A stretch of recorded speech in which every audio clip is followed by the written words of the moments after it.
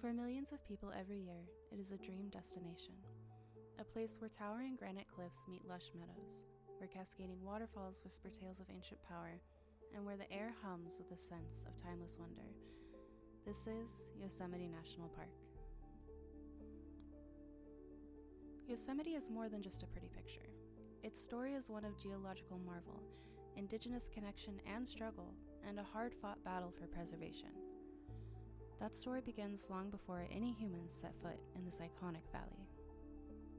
Yosemite was sculpted by monumental forces of nature, starting millions of years ago when tectonic activity uplifted the Sierra Nevada mountain range. Then, the relentless power of glaciers carved out the iconic valleys and sculpted the staggering and awe-inspiring rock formations we see today. Around 50 million years ago, it was unrecognizable from what it is today. Yosemite started as rolling hills and meandering streams, with the Merced River peacefully flowing through. Though roughly 10 million years ago, something changed. Through shifting tectonic plates, the whole range was uplifted and shifted westward. This tilt accelerated the Merced River's flow, causing it to cut more deeply into the valley. Around this time, forests of coniferous trees began to take over the landscape, including the famous sequoias. 1 million to 250,000 years ago, at least one, and perhaps more, glacial advances filled Yosemite Valley to its brim. The valley was gouged and cored into a U-shaped trough with steep walls. 10,000 years ago, the last valley glacier had melted, and its terminal moraine dammed the valley to create a shallow lake, Lake Yosemite. Lake Yosemite eventually filled in with silt, leaving today's level valley floor. We don't know much about the earliest residents of Yosemite, but it is thought that humans have inhabited the valley for around 8,000 years. It was through these people that Yosemite Valley came to be called Ahwahnee, meaning gaping mouth-like place. The people called themselves Ahwahneechee. The peace of Ahwahnee was shattered in the mid-19th century with the arrival of settlers during the California Gold Rush. Conflict arose as miners and ranchers encroached on the Ahwahneechee territory, causing tension between the two groups. In 1850, the Ahwahneechee, led by their chief Tenaya, fought back against the miners, resulting in a series of skirmishes that escalated into a full-scale war. The California state government raised the Mariposa Battalion, a group of volunteers led by Sheriff James D. Savage, to subdue the indigenous people. The war ended in 1851 with the capture of Tenaya and the surrender of his band. The Ahwahneechee were subsequently removed from the Sierra Nevada foothills and forced to live on reservations. The war resulted in the deaths of an unknown number of Ahwahneechee and several miners, and the displacement of the indigenous people from their ancestral lands. Some of them were, after a time, allowed back into the valley, but this is likely only because they were used for their labor. Their numbers began to dwindle after the 1900s, especially after their villages were disbanded to make way for cabins. If you have been to the valley, you might recognize the name of where these cabins were erected, and later removed in order to reconstruct what that village may have looked like before. It's called Indian Village. Today, descendants of Yosemite's native people live both nearby and scattered throughout the world. By 1990, only around 400 native people resided in Mariposa County and 500 in Tuolumne County. Despite all of the conflict, Yosemite's breathtaking beauty began to attract visitors. Artists and writers spread the word, captivating the nation with tales of its majestic wonders. Early hotels and trails were built, catering to a growing influx of tourists eager to experience Yosemite for themselves. As tourism increased, so did concerns about exploitation and damage to Yosemite's fragile ecosystem. Figures like Galen Clark, the first appointed guardian of Yosemite, and the legendary naturalist John Muir became passionate advocates for its preservation. The 38th United States Congress passed legislation that was signed by President Abraham Lincoln on June 30th, 1864, creating the Yosemite Grant. This is the first time land was set aside specifically for preservation and public use by the U.S. government. In 1889, Muir took Robert Underwood Johnson, editor of Century Magazine, to Tuolumne Meadows so that he could see how sheep were damaging the land. Muir, despite being a shepherd himself, was particularly concerned over the damage that livestock were having on the valley, and he managed to convince Johnson that the area could only be saved if it was incorporated into a national park.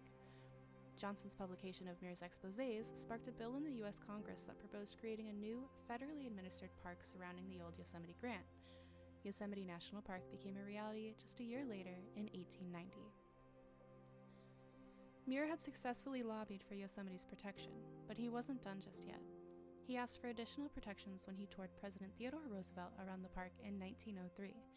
Muir's persuasive words to Roosevelt and the unmatched beauty of Yosemite Valley led to the return of the Yosemite Grant to the federal government in 1906.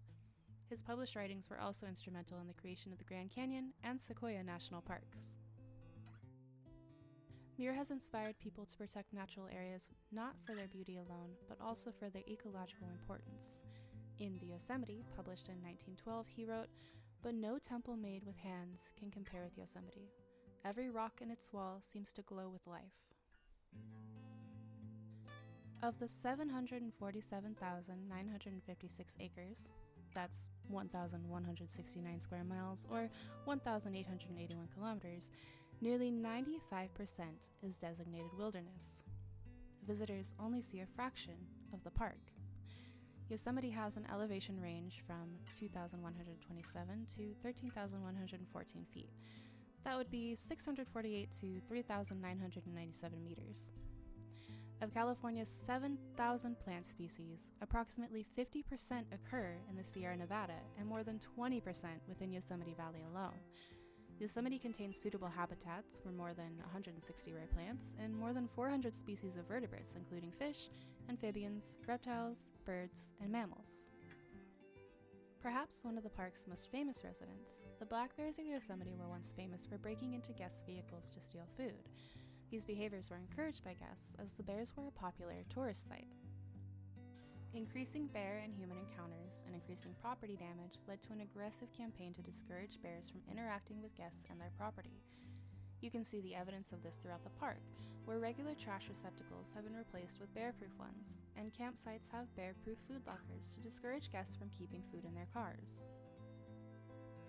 Despite the ideal habitat range where a plethora of species thrive, the brown bear, California condor, and least Bell's vireo have become extinct within the park, and another 37 species currently have special status under either California or federal endangered species legislation. Efforts to protect these species are ongoing. Today, Yosemite National Park attracts millions of visitors from around the world each year. While its popularity presents challenges in terms of overcrowding and environmental impact, the National Park Service is committed to balancing preservation with public access. Efforts are underway to promote sustainable tourism, restore degraded habitats, and protect Yosemite's unique biodiversity. The park also works closely with indigenous communities to honor their cultural heritage and involve them in park management. The history of Yosemite is a reminder of the importance of protecting our natural treasures for the benefit of all. So the next time you stand in awe of El Capitan or gaze upon the cascading waters of Yosemite Falls, remember the long and complex history that shaped this extraordinary place. And let us all work together to ensure that Yosemite remains a source of inspiration and wonder for generations to come. And please, if you ever have the chance to go, I encourage you to.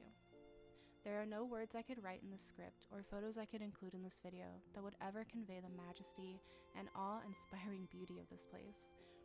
Every single time I go, it feels like the first time.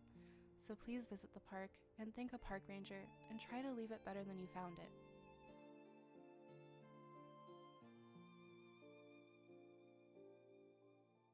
People protect the things they love, and I hope I helped you love the world around us just a little bit more today.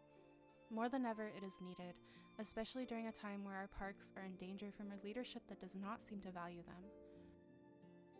That's all for today's video. Thank you for watching, and I hope to see you here again soon. Please like, comment, and subscribe if you'd like to learn more from me. Bye for now.